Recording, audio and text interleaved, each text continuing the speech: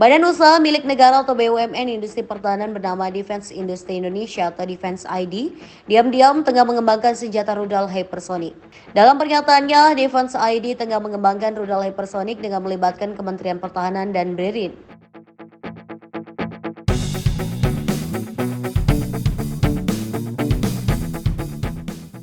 Hingga saat ini tidak banyak negara yang memiliki rudal hipersonik. Baru ada 3 negara yang terang-terangan memiliki kekuatan rudal hipersonik, yaitu Rusia dan Cina, yang terbesar disusul Amerika Serikat.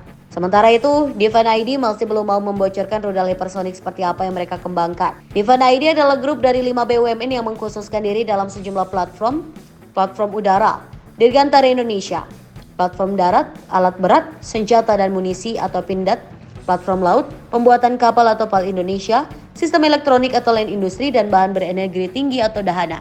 Defense ID mempunyai misi membangun kolaborasi inovasi nasional serta membangun kemandirian teknologi dan meningkatkan daya saing perusahaan. Selain itu, menjadi bagian dari rantai pasokan global dengan mengembangkan kemitraan strategis global dan berfungsi sebagai kekuatan pendorong utama untuk mengembangkan ekosistem industri dalam negeri. Di sisi lain, industri masih dengan keinginannya untuk tetap memproduksi rudal balistik sendiri, yakni RX-450. RX-450 menjadi calon rudal balistik yang akan dibuat sendiri oleh Indonesia. Indonesia memerlukan rekanan yakni Turki dengan Roketsan membuat rudal balistik Khan. Khan akan menjadi tambahan bagus bagi Indonesia dalam pengembangan program rudal balistiknya. Sebetulnya sejak zaman pemerintahan Presiden Soekarno, Indonesia sudah belajar membuat roket dan rudal. Ialah roket Kartika 1 yang berhasil dibuat untuk kemudian meluncurkan satelit. Pembuatan roket Kartika 1 dilakukan Indonesia dengan bantuan Uni Soviet. Memang saat itu memiliki program roket amat sensitif. Pasalnya, Perang Dingin membuat semua pengembangan senjata mendapat perhatian negara besar. India misalnya, mereka mengembangkan bom nuklir yang sampai diintai oleh satelit AS. Apalagi Indonesia, pengembangan senjata strategis memungkinkan negara besar memantaunya. Akan tetapi setelah peristiwa 30 September, pengembangan roket Indonesia mendadak seret. Padahal jika terus dilanjutkan, bukan tak mungkin saat ini Indonesia sudah mampu meluncurkan satelit dengan roket buatannya sendiri. Cita-cita para insinyur roket Indonesia tak muluk-muluk saat ini. Bisa membuat roket untuk mengorbitkan satelit buatan sendiri keluar angkasa sudah sangat luar biasa. Kemudian mengubah roket tersebut jadi peluru kendali, semuanya dilakukan demi menjaga kedaulatan NKRI. RX-450 menjadi salah satu wadah untuk mewujudkan hal ini. RX-450 mempunyai kaliber 450 mm. Pada uji coba beberapa tahun lalu, RX-450 berhasil diluncurkan dengan jarak tempuh mencapai 100 km.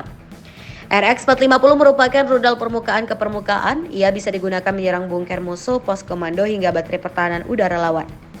Rudal balistik memandang digunakan untuk mengeliminasi objek vital lawan dari garis belakang tanpa harus mengerahkan jet tempur. Alutsista seperti inilah yang harus dipunyai Indonesia, efektif, murah, namun memberi hasil maksimal. Indonesia juga ingin meningkatkan jarak tembak RX-450. Jangkauan ideal rudal balistik jarak pendek ialah 250 km. Jarak seperti ini memungkinkan Indonesia menempatkan RX-450 di perbatasan sehingga mengancam calon lawan sebelum memasuki NKRI. Kini Kementerian Pertahanan Indonesia melanjutkan program RX-450. Menhan Prabowo melalui jajarannya Puslitbang Alpalhan, Balitbang Kemhan, beberapa waktu lalu melakukan litbang bersama, yakni program pengembangan lanjutan roket jarak 100 km ground to ground RHAN 450 yang sebelumnya diberi kode RX-450 di Pusat Riset Teknologi Roket Orpa Berin 8 Rumpin, Bogor, Jawa Barat. Selain dapat berperan sebagai roket balistik untuk kepentingan militer, roket RX-450 juga dapat menjadi roket pengorbit satelit atau RPS yang ditargetkan mengudara tahun 2025.